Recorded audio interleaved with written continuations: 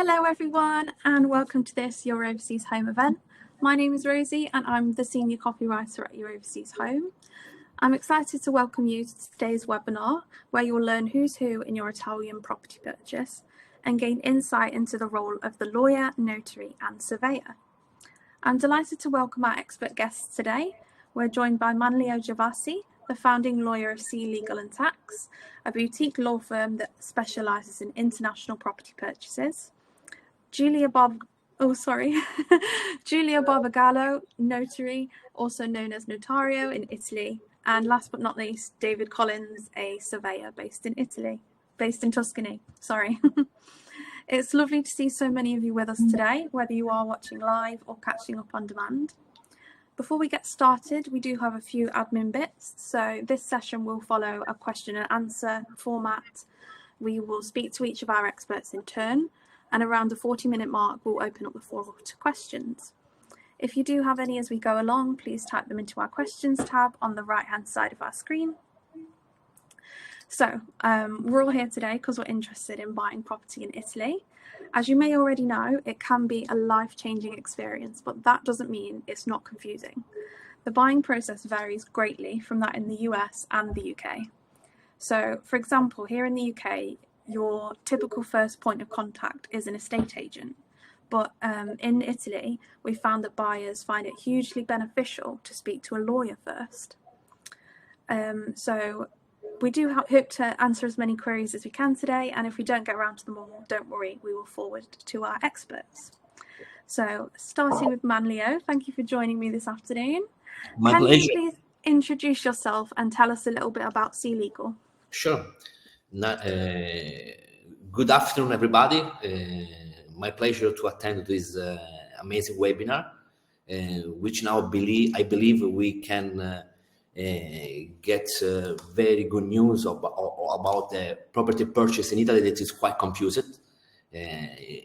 Also about the role of the three professionals involved in the real estate transaction, who is the surveyor, who is the notary, and who is the lawyer, and also with the estate agent. So with this webinar, we will give instruction about what is the real professional doing in the purchase process. As a law firm, I'm a lawyer at C Legal and Tax, and we assist international clients in different fields, from the real estate law, immigration law, tax law, and inheritance and succession. We assist hundreds of clients from many years. We are a second generation of lawyer.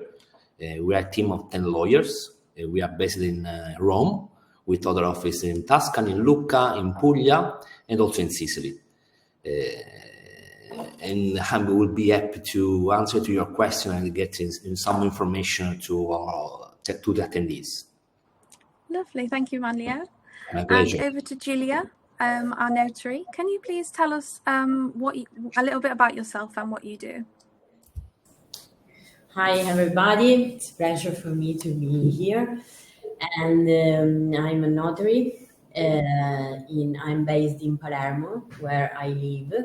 And I'm a public officer and a specialized counselor on real estate loans, mortgages, company law, and obviously also wills.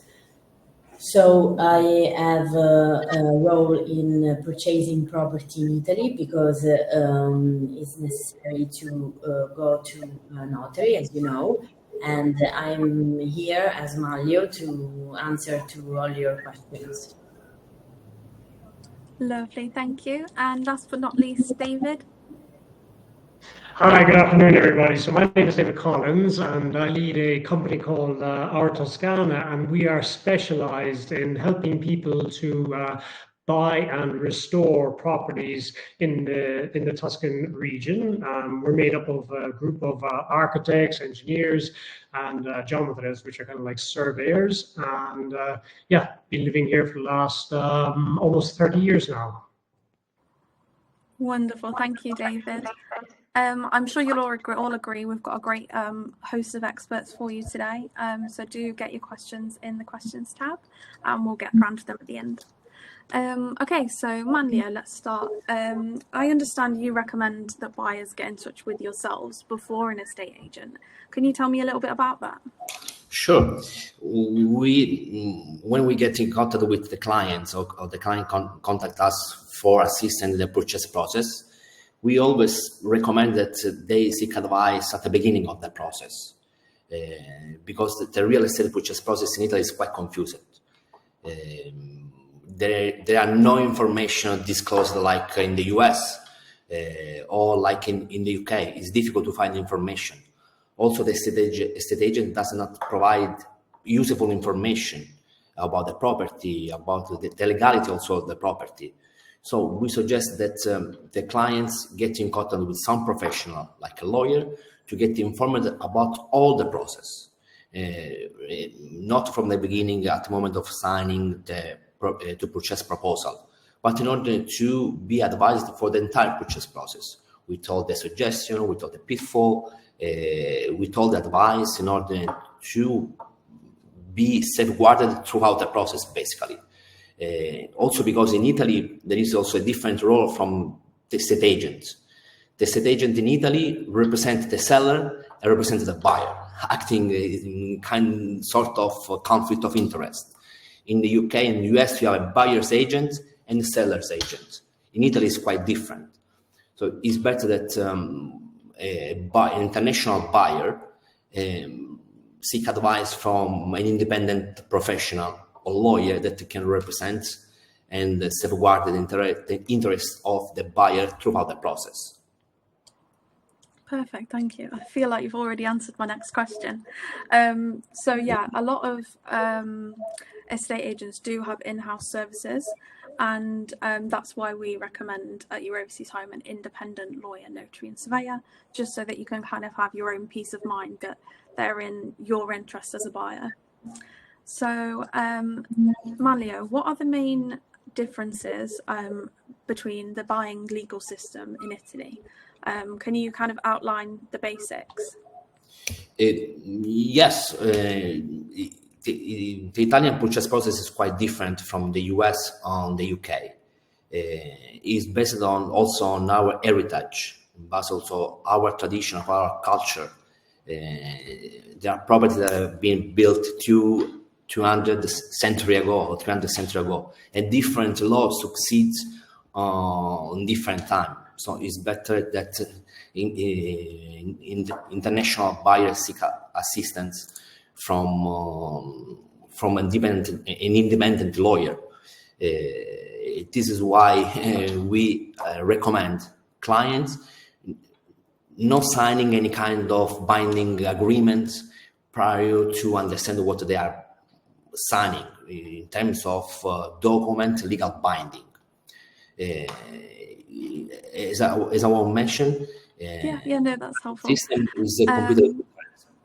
Yeah, this might seem a silly question, but I'm going to ask it anyway. When buying a property in Italy, all your contracts are in Italian, right? It is mandatory to sign all the legal documents in English, but Okay. of course, as international firm, we have all the documents translated in English. Okay. The buyer has to be aware of what they're signing. Also, for example, at the moment of the final deed, the notary has the obligation to appoint an interpreter. Okay. But this translation is a courtesy translation, because in any case, Italian language always prevails. Lovely. And I assume you offer translation services? Yes, we do. By default, we already have all our documents in English, basically. English as well. Okay, that's good to know. And what legal documents are essential for your Italian property purchase, and which of those are binding? Well, all the documents all the contract pertaining to the property purchase are binding. Even the purchase proposal which is submitted by the estate agent is binding. The purchase proposal is an offer which is if is accepted by the seller, if as a contract is a binding contract. That's why we recommend the buyer to include contingency on this template, because basically it's a template provided by the estate agent. But if there's not any due diligence clause or suspensive condition in order to carry out the important activities that we perform from the legal point of view at the beginning of the process, the contract is binding. You basically have to buy the property as it is,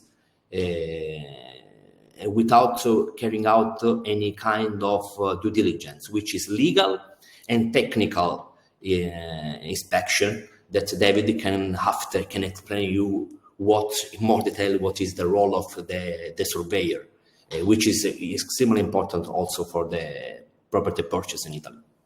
Okay, great, thanks. And how long does the process typically take from signing your final contract to getting the keys to your Italian home? Well, in Italy, the purchase process is straightforward. If no issue arise on the property at the beginning of the property or during our due diligence, which is a legal due diligence and technical due diligence, we are able to close the final deed even in 60 or 90 days. Many times we are appointed as a legal representative also for the closing. We act on behalf of the clients with the power of attorney. We assist, like we say, we call this process a remote property purchase, without the need of the clients to be in Italy in order to sign all official documents. Okay, great. And how can buyers protect their interest in the case of disputes or any legal issues? This is why at the beginning of the process, the contract must be reviewed by the independent lawyer in order to avoid any dispute in the future, because no one in Italy, but also in other countries, can estimate the outcome of legal disputes. In Italy, it takes time. It is important that the buyer include the right clause that safeguard the interest in order to avoid legal disputes after or during the purchase process. Many times we are called after they sign some documents and they request the reimbursement or refund of the deposit because some things went wrong during the due diligence, or because they cannot sign the final deed because there are some issue with the property from the legal or technical point of view. It's better to be advised at the beginning of the process. Okay, so basically the earlier the better that I tell you about everything, basically. So let's say I want to buy an apartment in Tuscany by the sea, and it depends on my home sale in the UK. Would that be something that you could work into the clauses? Yes, we work on all the aspects. Okay, perfect. And what are the tax implications for international buyers during and after the process? Well, the tax implications are based on the purchase process, on the tax to be paid at closing, which are based if the acquisition is made by private seller based on the cadastral value of the property, and not based on the purchase price.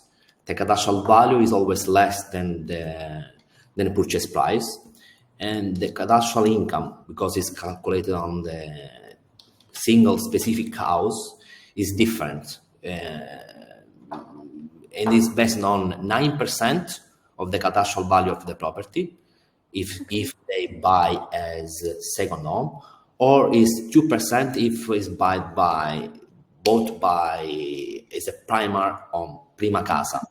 This is different. Lovely, thank you.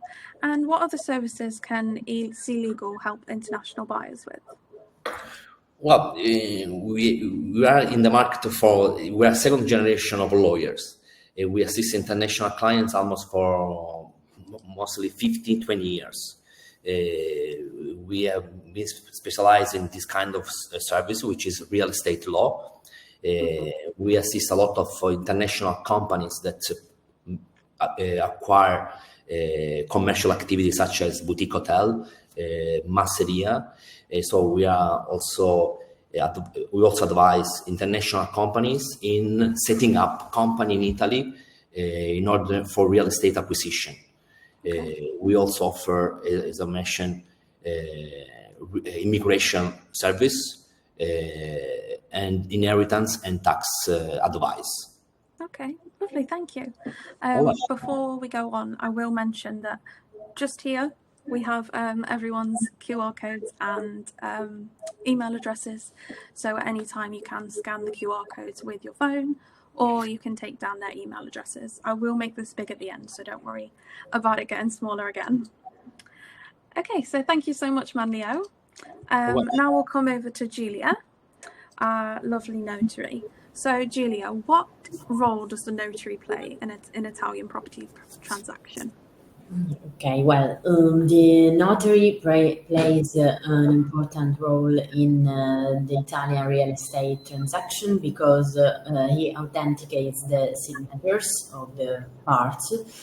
But actually, the role goes farther than this because basically he is involved in some legal matters. So first of all, the notary identifies and so he verifies the identity of the buyer and the seller, their capacity, that they have understood all the condition of the purchase, and sometimes he can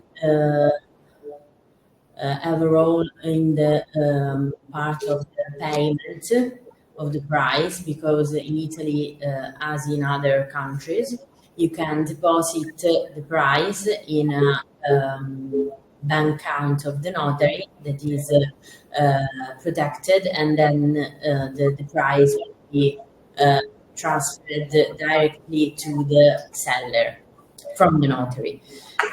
Then he, by the land registry, the notary can see if there are mortgages or other limitations on the property. Verify that that exists a building permit for the property, and that the seller has paid all the taxes related to the building, and then the seller is the only owner of the property, and actually verifies that there are no other owners involved in the purchase. Sometimes he is involved since the beginning of the process. Sometimes he is involved after the proposal. So when everything is already established, especially from by the lawyer or by the real estate agents, it depends. Okay, thank you. And I understand the notaries work for the state. Yes. So how does your due diligence differ from Manlio's due diligence? Okay, well, the difference is that the notary, as you said, is a public official, so he has also a different educational background, and has a role that means that has to be impartial. So I have to verify that everything is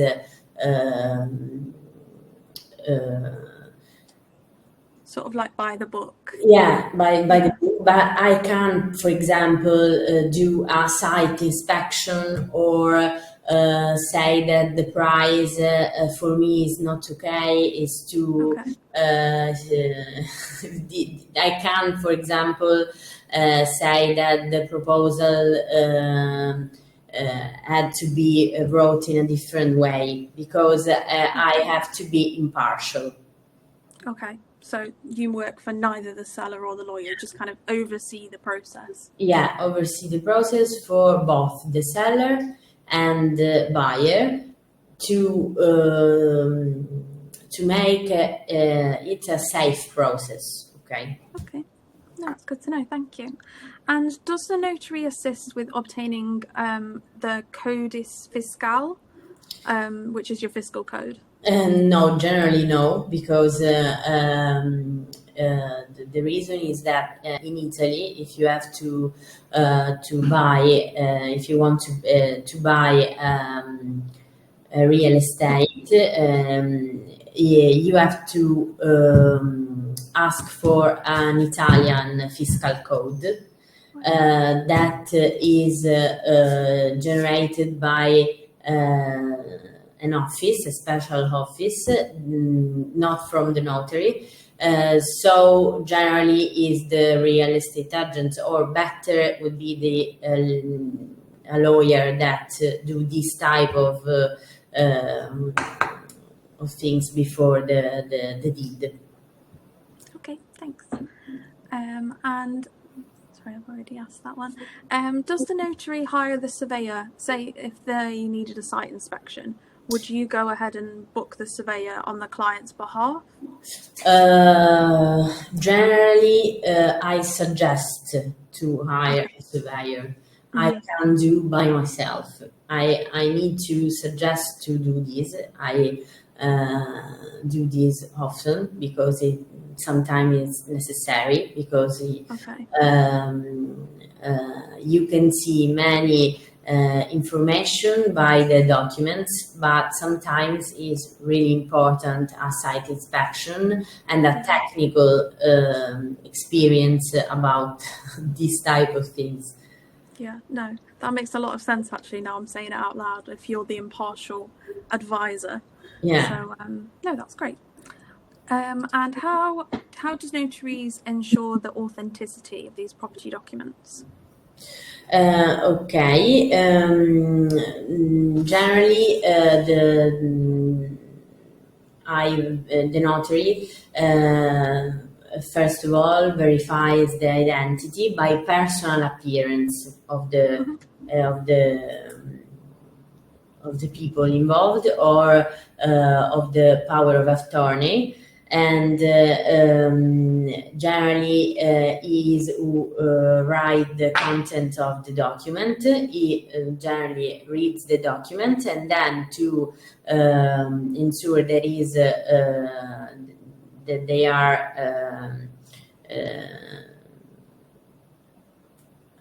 authentical. You can verify it by the signatures and by the notary seal and some other parts of the document in which the notary is specified and has some access to the land registry, where you can verify that is an authentic document. Okay, great. That brings me on to my next question. So I understand after the final contract's been signed, technically the property is now the buyer's, but how long after that does the property get registered in their name? Yeah, the legal deadline is 13 days. Okay. But generally, for example, but most of the notaries, everything is done in 5 days maximum. Okay, nice. And can you explain the significance of the rogito? Please correct me if I said that wrong. Yeah, it's the Italian name rogito for the final deed. And it is important to underline that is the moment when the final payment is done, and there is also the handover of the keys of the house during this phase. Is named also atto di vendita, or atto, and it is wrote by the notary, and contains all the terms, conditions of the purchase. And then after the closing, when everything is signed also by the notary, and there is the notary seal at the end, it is registered, and then every part of the purchase, after these 5 days that I mentioned before, as a copy of the deed. Okay. So it's the final contract where you can find everything. Okay. And is that the point where you pay the notary fees? Yeah. And is the notary fees paid by the buyer or the seller? Italian law says that in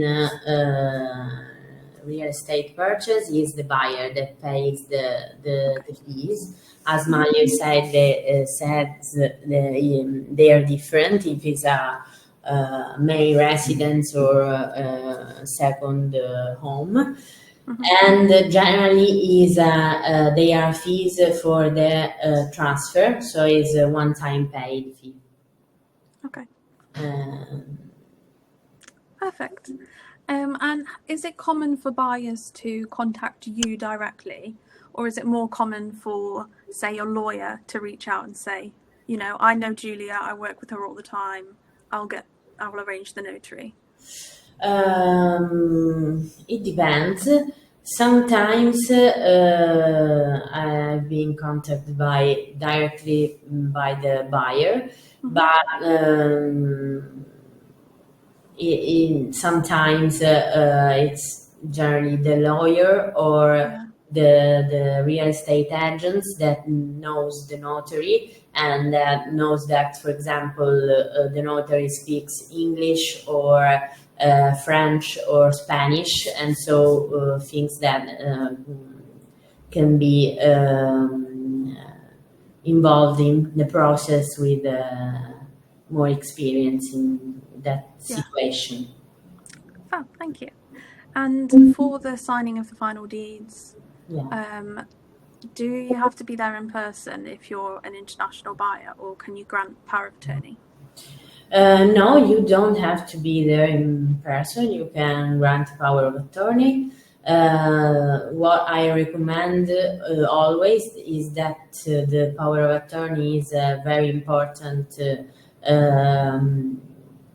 document. So you have to give this power to someone who you trust really, and that can pursue your interests as you will do. Okay. This is what I recommend normally. Yeah, lovely. And who would you recommend is the best person to grant that power of attorney to? When generally or someone of the family that maybe speaks the language or something like this, or a lawyer who is a professional. Okay. Can the buyer grant it to the notary, or is that not allowed? No, it's not allowed by the law. For is that because you're impartial? Yeah. Okay. Thought it was a cheeky question, but I thought I'd throw it in there. Okay, and what else have I got? And is it sufficient to hire a certified translator for the final deed? Let's say I don't have it. I'm not working with Manlio, heaven forbid. Okay. Is it common? Yeah. Okay. Yeah, it's important to be sure that everyone has understood all the parts of the contract. So yes, it's very important. Okay, thank you, Julia. We will come over to David now. Thank you, David. Sorry, I muted myself. David, so is a surveyor a legal obligation when you're buying property in Italy? No, there's no, let's say, legal obligation to engage with a surveyor. I mean, traditionally Italians, I mean, just thinking about buying and selling, they would have stayed very, very local, and therefore they'd kind of know the local scene. They would there would be a lot of word by mouth. They would maybe get somebody, a friend or a builder or somebody to kind of do a once over. Okay, a trusted friend. With regard to the paperwork, then they would they'd be a little bit more careful, maybe go to the local geometra, okay, and or surveyor, which is kind of a rough translation of a geometra, and that person then would kind of check things out in case there are any irregularities on the property, which you want to find out these things in advance and not afterwards. And the only case that comes to mind is maybe if you're applying for a mortgage, and in that case, you would have the banks that send in their person. So that's in a nutshell. No, there's no necessity. Lovely, thank you. And what is the relationship of the surveyor with the lawyers and the notaries during that process? Sorry, or do you typically engage directly with the client?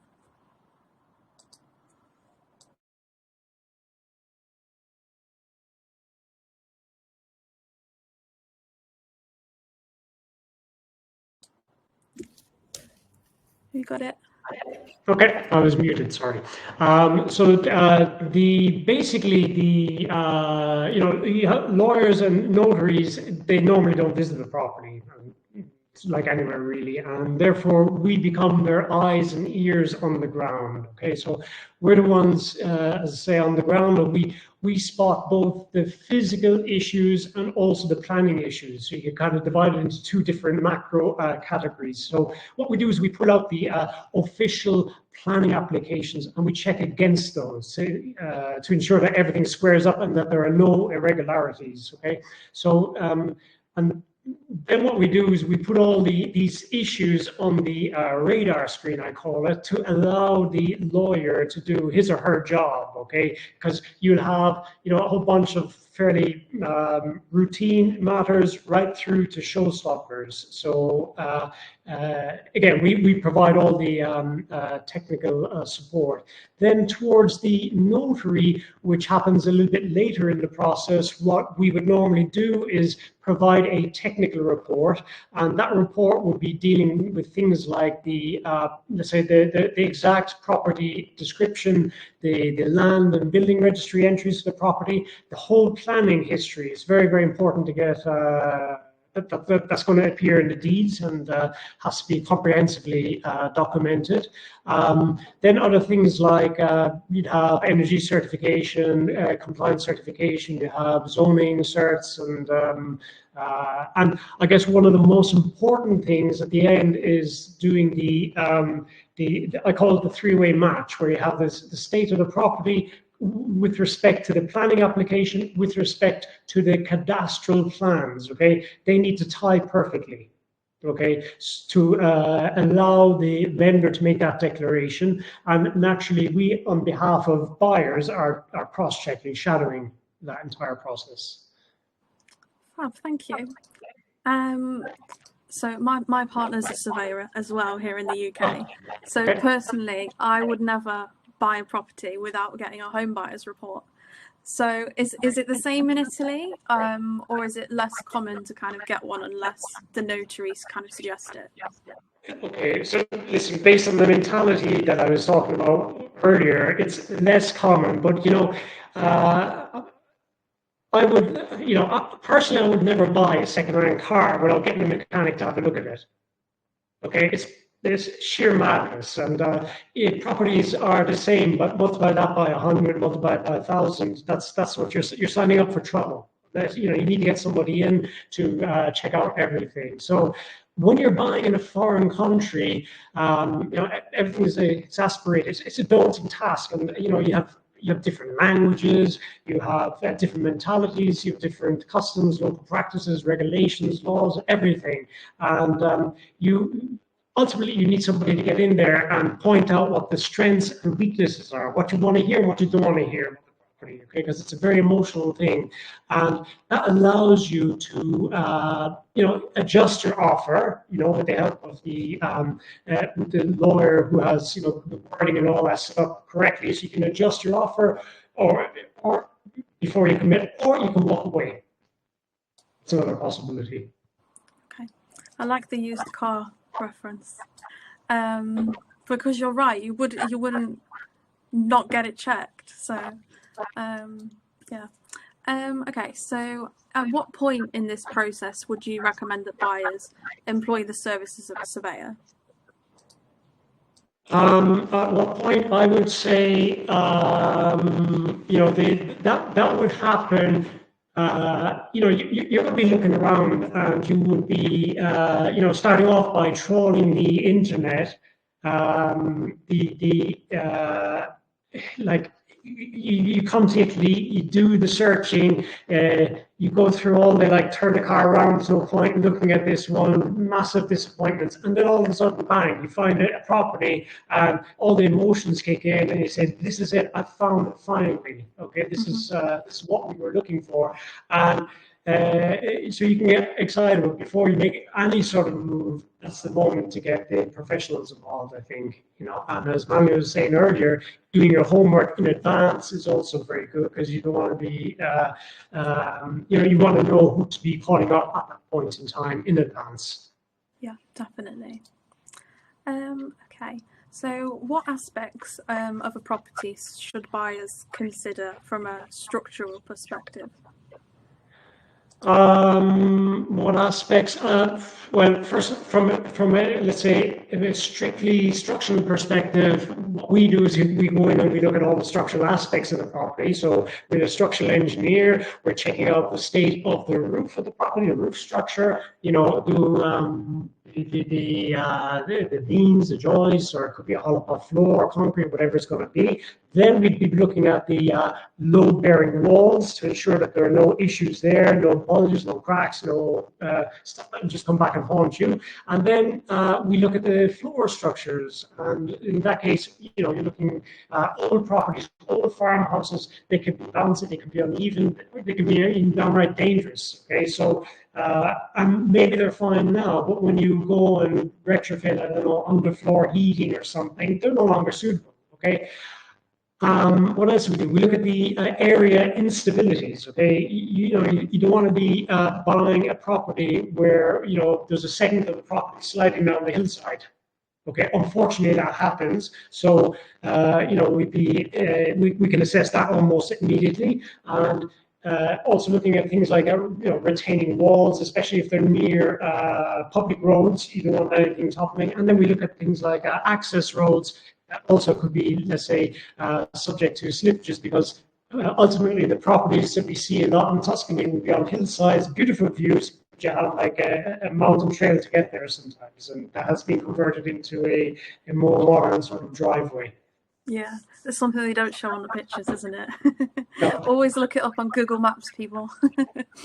I've always been told that. Okay, so if there is a common issue, what would be a common issue that you think to look out for? Is there anything specific with like old homes? Yeah, so I mean, we have a laundry list of issues, but what I see recurring again and again, I mean, there's not one specific common issue. There'd be a few. I mean, what comes to mind, for example, we would often uncover things like the structural issues associated with the roof wall cracks and what I was speaking about earlier. And I think, a buyer needs to know that the roof over that property, it's on its last legs. And, you're going to be spending the bones of 50,000, 100,000, whatever it's going to be, let's say between now and the next 5 or 10 years. That's a good thing to know. Okay, if you're in a condominium, if you're in an apartment, yes, it's still going to happen, but you will be sharing that expense with your neighbors. So that could be an example. See an awful lot of, let's say, dampness, rising damp, penetrating damp, all different types of dampness, which you don't really know when you visit a property, or notice when you visit a property during the nicer time of the year when it's warm and everybody's enjoying themselves. From then on the other side, when we do the dimensional checking, it's, let's say, it's not uncommon to see rooms that do not meet minimum standards. Okay, and when I say that, I'm talking about, you know, the floor to ceiling height. Let's say the regulations say that that should be 2.7 meters, and there we are, we're measuring 2.6. Okay, so, you know, until you go there and take that measurement, it's like you just don't know, and that occurs quite a lot. I mean, recently we've had like I don't know, 5-bedroom villas being declassified down to 2 as a result. No, gosh. You know, so it's good to know about these things before you sign the dotted line. Yeah, of course, yeah. So let's say an issue does come up, something in your report. Who handles the negotiations between the client, the estate agent, and the seller? Is that yourself, or would that be Manlio, the lawyer?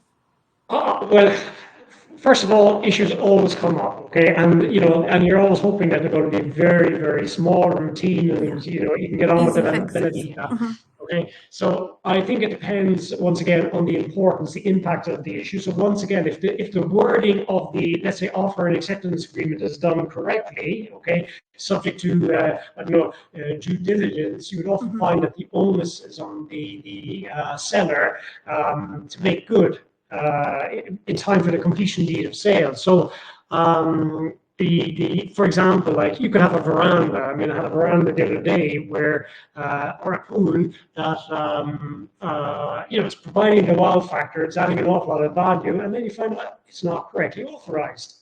Okay, so there you are. You go, now what do we do? So first up, you could identify, is it authorized or not authorized? And then you start looking at the various options that you could potentially have. So your first option could be, okay, Mr. Seller, go away and get retrospective planning consent, please. Okay, and he may say, yeah, okay, I can do that. Give me 6 months, give me 8 months, give me 10 months to do so. Okay, because that takes time, and it depends an awful lot on what part of Italy, what municipality you are in, okay, and what the regional laws are. The second thing might be the veranda example. Okay, I'm going to rip out the door windows that have been put onto it, and I'm going to kind of declassify back into something more simple. And then you're saying, well, yeah, I'd like to have a price adjustment as a result, you know, and that price adjustment you're kind of looking at, it's not the cost of ripping it out, it's the value that you're after ripping out of the property that's no longer there, okay? And then the other option is like walk away. You know, that's soul destroying, it drives people nuts, but that's an option as well. Yeah, definitely. Okay, and how can buyers find reliable surveyors in Italy? Do you, is there like, I know here it's the RICS and they are global, but do you look for RICS approved firms, or would a lawyer be able to recommend? Yeah, I think it's, as we were saying earlier, you know, surveys are not a very common thing in Italy, and doing surveys in English language, you know, without firing jargon at you that nobody understands is, you know, you need to be a straight shooter. You need to have very, very clear, concise communication that anybody can understand, any man on the street can understand. So, you know, you need obviously somebody who has a good reputation. And I know you're saying, well, how do you find out somebody with a good reputation on the Yellow Pages? And obviously, the lawyer would be a very good port of call to say, yeah, go to for that specific area. The problem is if you say, I want a person with a specific, let's say, British qualification. This happened to me before, where the clients insisted on somebody who's an RICS qualification, and that person came from another region, and Italy is divided into regional laws. Okay, so things change if I'm in Umbria, if I'm in Tuscany, if I'm in Lombardia, and so on. Things change. The local regulations change, the local practices change, and anybody who comes from the outside is a little bit like a fish out of water. Yeah, definitely. It sounds like. So does that mean that surveyors are sort of what's it called, like authorized to work in a specific region? Would you have to get a separate qualification? No, not necessarily, no. So it's a question of the local knowledge, the local know-how, I think, brings quite a lot of value to the table. Now, personally, I've had people who, let's say, a sale fell through in Tuscany, and, a month later, they say, please come to Como in the north and have a look at this property, so we would be kind of using local technical advisors to assist us in understanding the local regulations. Okay, lovely. Thank you so much, David. Some really great insights there. We have about 15 minutes left for questions. So we have had quite a few. So our first question is actually for you, David. So I'll come to you first. Lawrence is asking, what kind of inspections are appropriate when buying an apartment in the city, let's say in Florence? Okay. If you're buying an apartment in Florence, you need to watch out for a few things that drive people nuts. Okay, the first thing is you find out the apartment was originally a much bigger dwelling, and it got chopped up, and the various siblings they inherited. Okay, so the walls could be that thin between you and the neighbor today. Okay, so you can hear them snoring or whatever at night time. That's not a good thing. Secondly, when you're on the ground floor, it's good for it's cooler, let's say, in a very, very hot place like Florence. But when you're on the floor, it does get warmer. The ground floor, you'd have people walking over your head, and you can hear that. So you need to watch out for those sort of scenarios. Aircon, you need to figure out, if aircon or keeping the apartment cool is important for you. Well, then you need to understand, can I install air conditioning, or is the air conditioning installed? Is it done in accordance, or is it done by the book? 3 examples. Thank you. Sorry, I pushed my mouse off the desk. Okay, thank you. My next question is from Manlio. There's two, so I'll kind of tie them together. Lynn is asking, do you have anyone who can assist with tax information as a buyer from the US? Sorry, can you explain better? Yeah, of course. So our buyer is from the US, and are you able to assist with tax information in Italy for her? Yes, what we do also at the beginning of the process, when we instruct, we advise, and we also assist on the taxation method, also tax advice from the beginning of the process. Okay. And Rhonda's asking, she's also from the US. She says, in the US, we pay property taxes annually. In Italy, do you pay annual property taxes? And also, are you required to have homeowners insurance? Yes, in Italy, property taxation are due twice per year, in June and December. We recommend that also the property be insured by a primary insurance company, of course. Okay, lovely. My next question is from Rosemary, and it's for Julia. I think it's for Julia. David, feel free to jump in if I've got this wrong. How do you check whether the property has full residential planning permission? Okay. Yeah. First of all, I in general check the permit from the last deed that has been done for that property, and then the notary compares it with the cadastral document, so you can see if there are some differences during the time. But if you want to know if the permit is really correspondent to the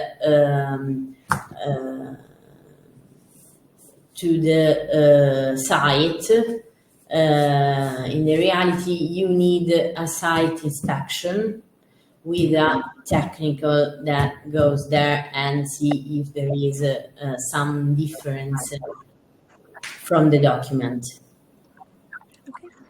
And maybe if I could follow up on that, so what I often see happening is people go and they convert their barns, okay? And they convert the barns into what they call residential, and it's got the bedrooms, it's got the kitchens, it's got everything. And the moment you ask for, show me the certificate of occupancy, okay? It's like a habitability certificate. Well, everything just collapses, okay? And you find out that they got there 90% of the way and they didn't quite get that certification issued. That's one example I often see. The second example could be, especially in cities, in the historical centers, that you see what was previously a stable or something for a horse is now converted into a very, very nice apartment, but it doesn't have residential status.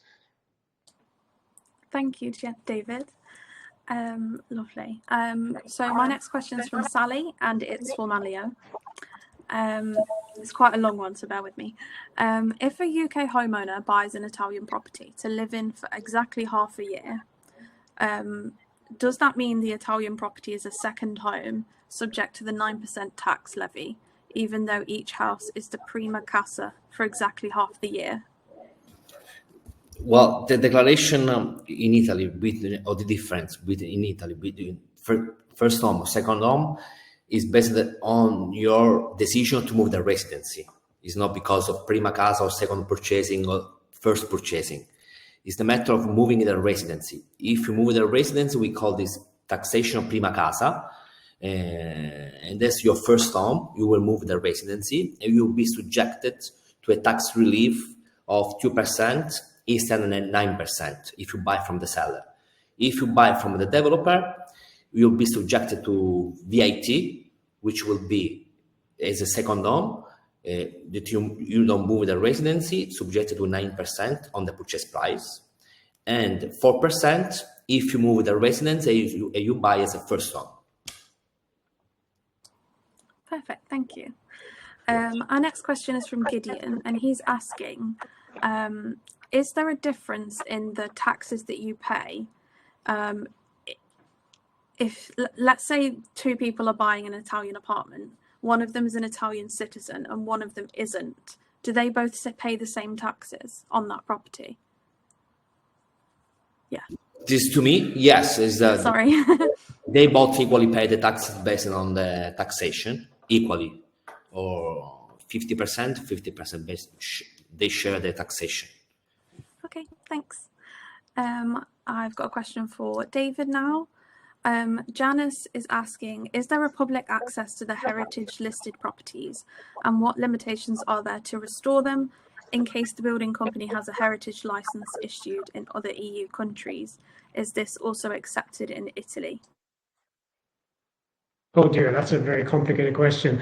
First up, I can only speak for the region of Tuscany, where we have the opportunity to go online and see what kind of a restriction you have on a property, okay? So you can have an environmental restriction for the area, for the facades and so on, and then you have what's called like a monumental, a direct restriction, where they go inside the property and basically you're deciding your bedroom, how it's going to be set up with the planners, okay? From the Heritage Council. Okay, so that can be very challenging as a let's say as a task. So you really need to understand that upfront. There are advantages and disadvantages with regard to getting the builders, let's say, recognized locally. The honest answer is I don't know, but I can certainly follow up on that. Never had that case. Great answer, thank you. Julia, I'm going to ask you the next question. As I understand, the notary takes final payment from the buyer for the seller. So Gideon is also asking, is it mandatory to have an Italian bank account to perform the purchase? And is a international digital account sufficient for monetary actions, or does it have to be like a physical bank account in Italy?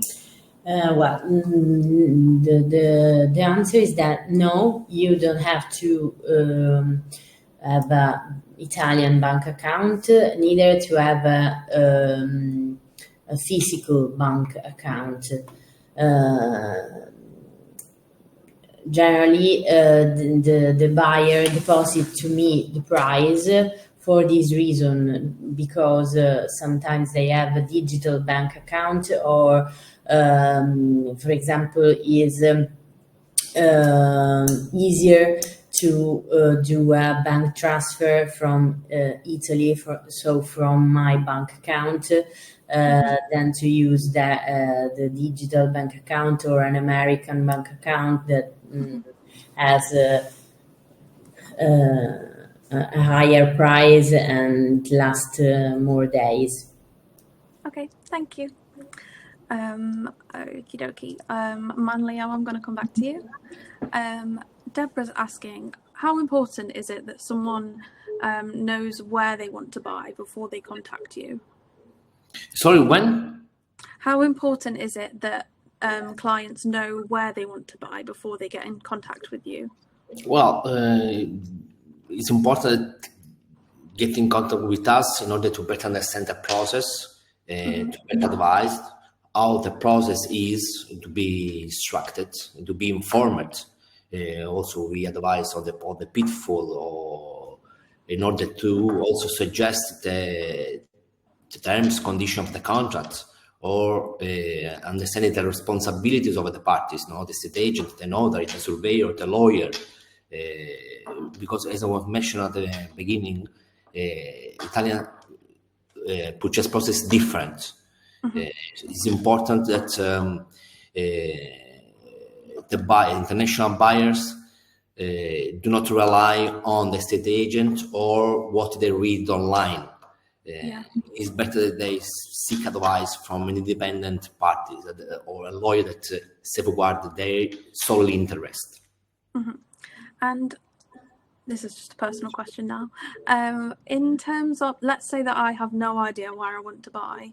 I just know that I want to enjoy a glamorous life by the coast, buy my own boat, that kind of thing. If that's what I came to you with, would you be able to help me kind of pinpoint a location? Well, not, because as a law firm, we work only on the contract, on the due diligence.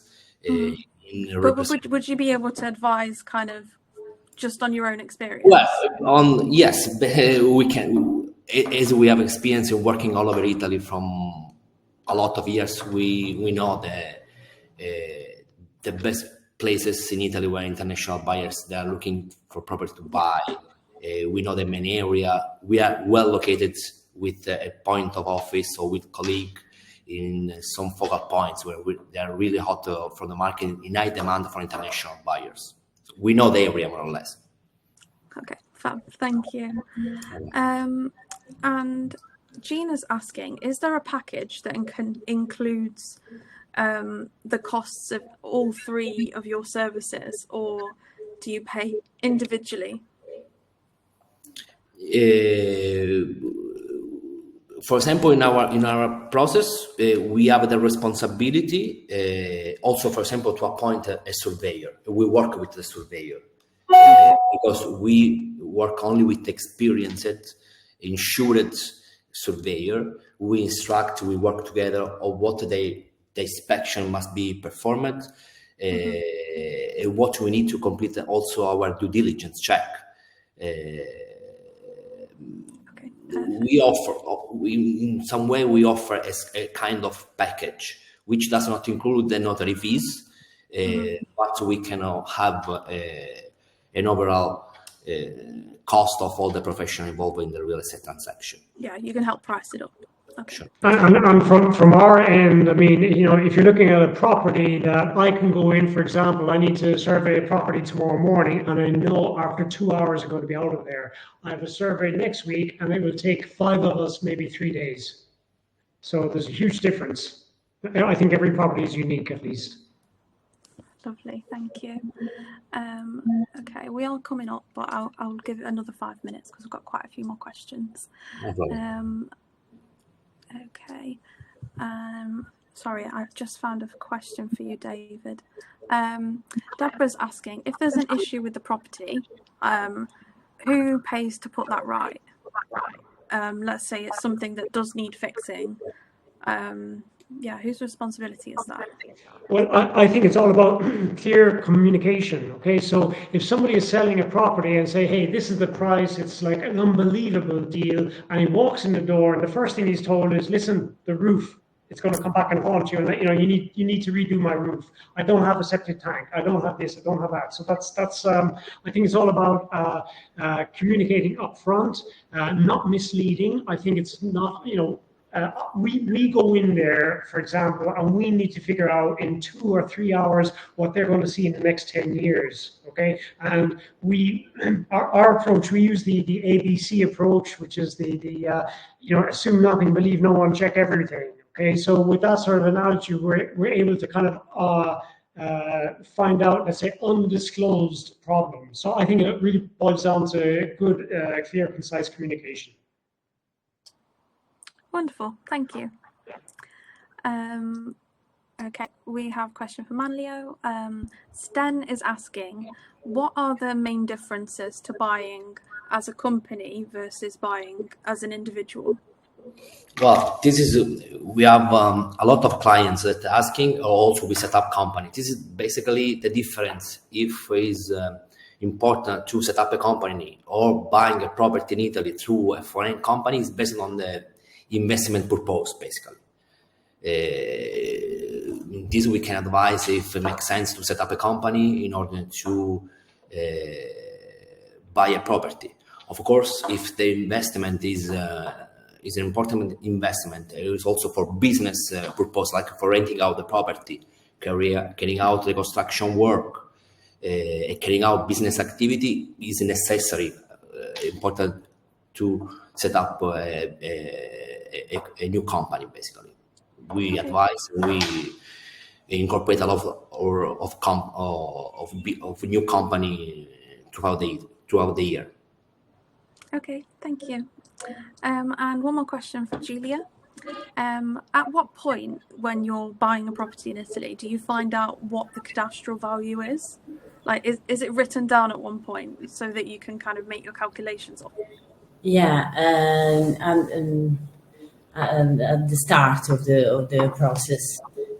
First of all, for example, I see the cadastral date, so the document from the cadastral registry, and then in 5 minutes you can have the cadastral value, and you can know how much you have to pay if you want to buy that home. It's easy. Okay, perfect. Yeah, I know just from writing about it, I know that cadastral value is very tricky to describe because it's very much not the property price. Yeah. I'm pretty sure in conversation with David before we've said we can describe what it's not a lot easier than we can describe what it is. So that's great to know. Manlio, you're getting a lot of compliments in our questions tab. I'll let you know. So thank you for joining us. Okay. And yeah, we have just about run out of time today. I will make their experts' contact details a little bigger for you. Like I said earlier, you can scan their QR codes on the left. You just take a picture with your camera, or there are their contact details, email addresses there. We will send these in an email tomorrow, so don't worry about writing them down quickly. So I would like to thank all of our listeners for joining us today, and all of our experts for sharing their knowledge with us. We've had some great insight today. We do strongly recommend all of our listeners get in touch with our experts directly to discuss your requirements in detail.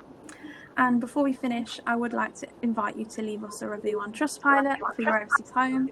If you did find this webinar extremely helpful, there should be something popping up on your screen. Every 5-star review counts. So thank you so much to my experts. It's been lovely speaking with you this afternoon, and I hope to see you soon. And goodbye, everyone. Thank you. Thank you. Thank you. Thank you. Goodbye. Everybody. Everyone. Bye.